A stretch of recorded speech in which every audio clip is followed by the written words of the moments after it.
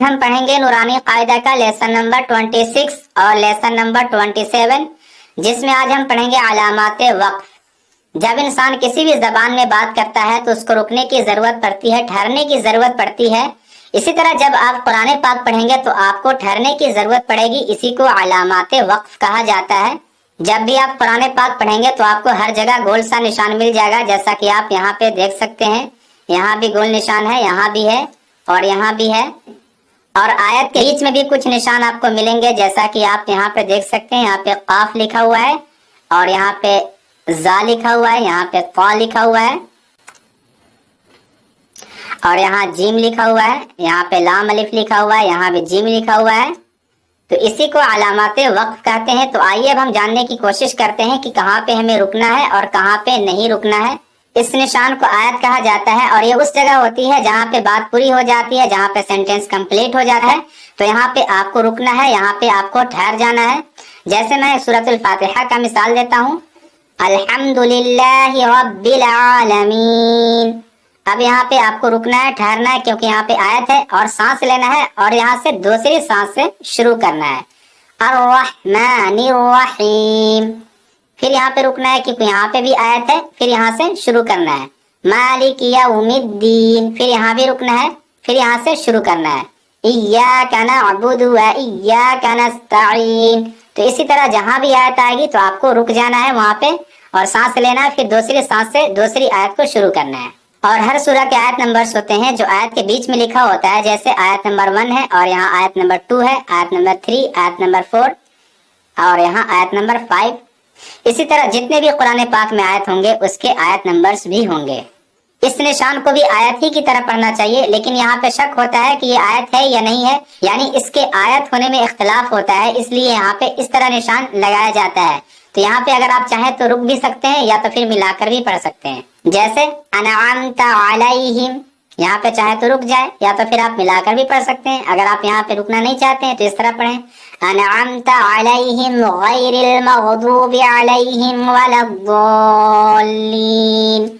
تو آپ دونوں طریقے سے یہاں پہ پڑھ سکتے ہیں، ملا کر بھی پڑھنا چاہیں تو ملا کر پڑھ سکتے ہیں، اور اگر یہاں پہ وقف کرنا چاہیں، رکنا چاہیں تو یہاں پہ رک بھی سکتے ہیں۔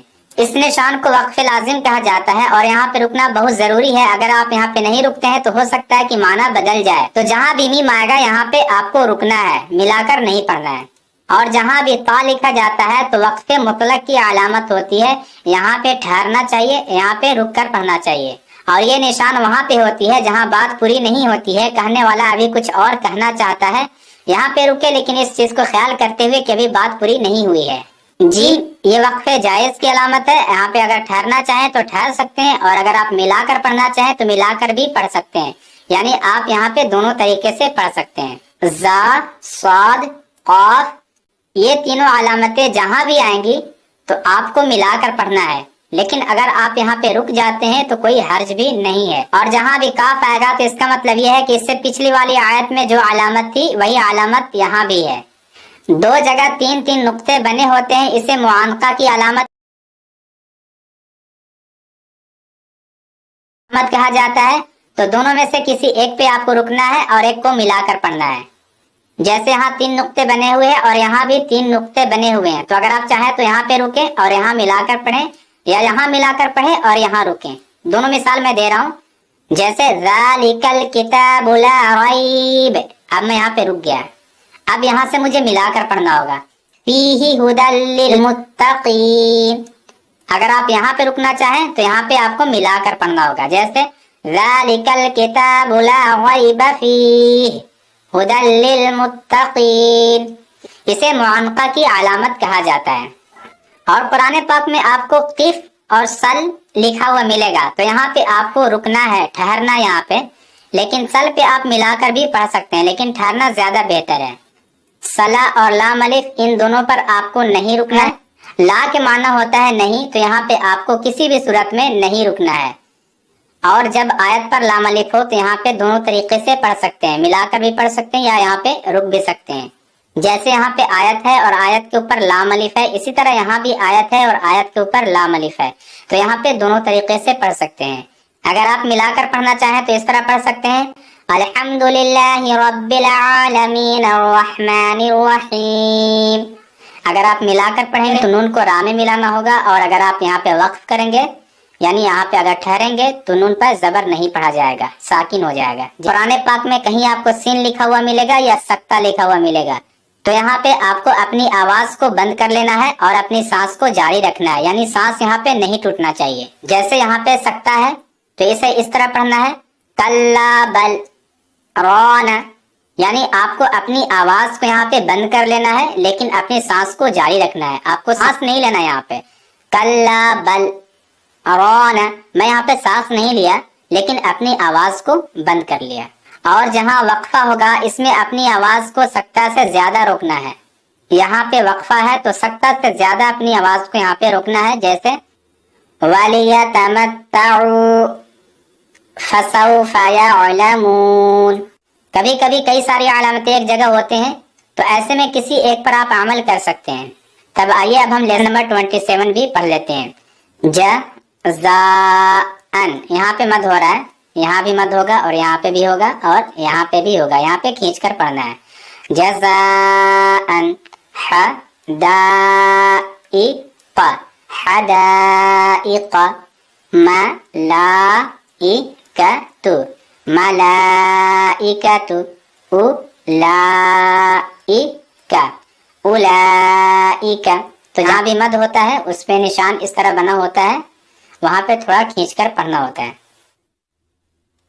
اِنَّا أَعْطَيْنَاكَ الْكَوْثَرَ، را پر زبر ہے، جب ہم یہاں پہ وقف کریں گے تو را پر ساکن ہو جائے گا۔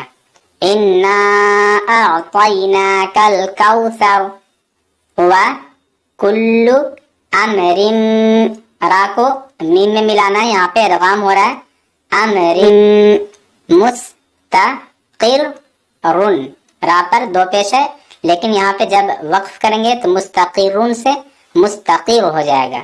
وَكُلُّ أَمْرٍ مُسْتَقِرٌ، الَّذِينَ، الَّذِينَ هُمْ يُرَاءُونَ، یہاں بھی وقف کرنے کی صورت میں زبر نہیں پڑھا جائے گا، الَّذِينَ هُمْ يُرَاءُونَ۔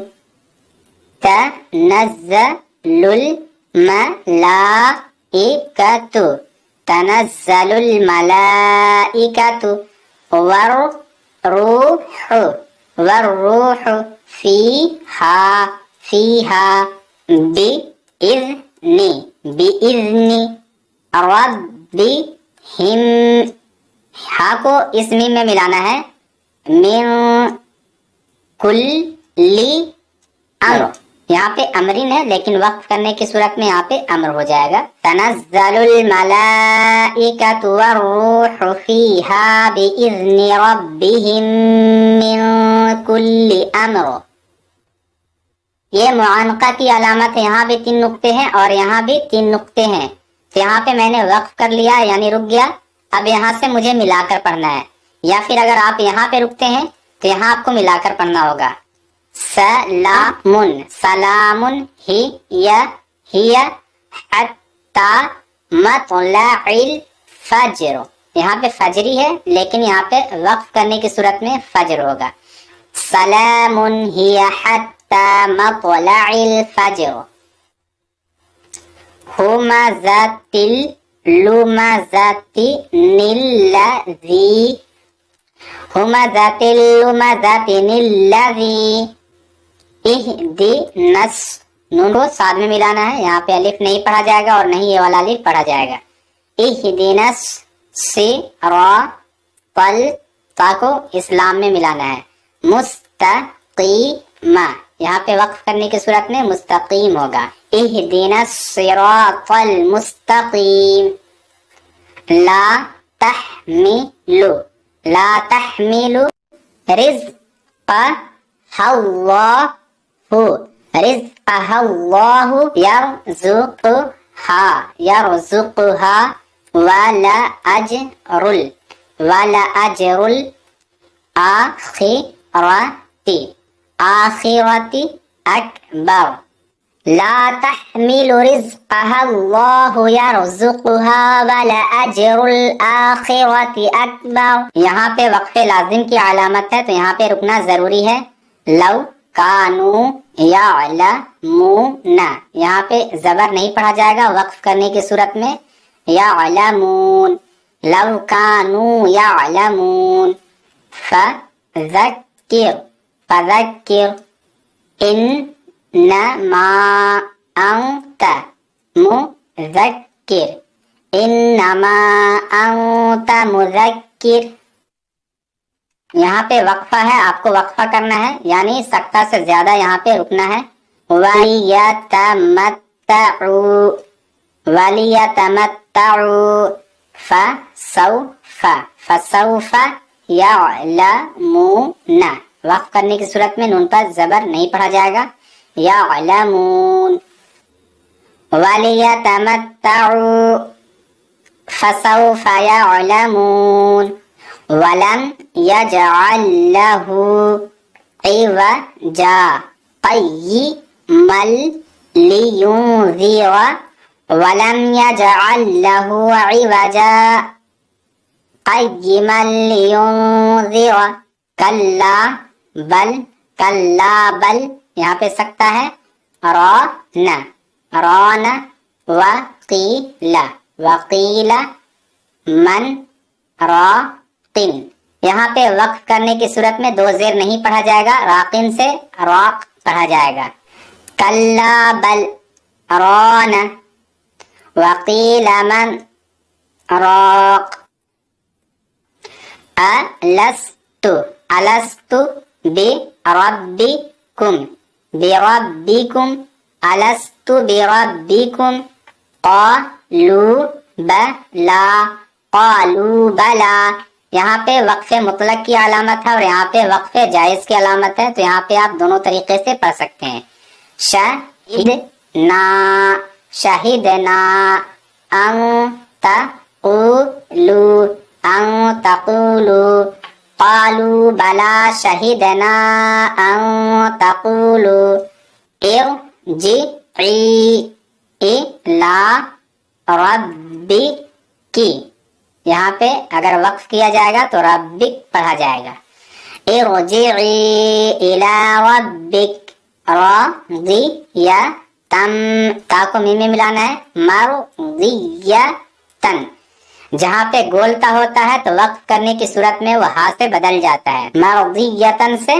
مرضیہ، راضیۃً مرضیہ، فادخلی، فادخلی فی عبادی، فی عبادی، وادخلی جنتی،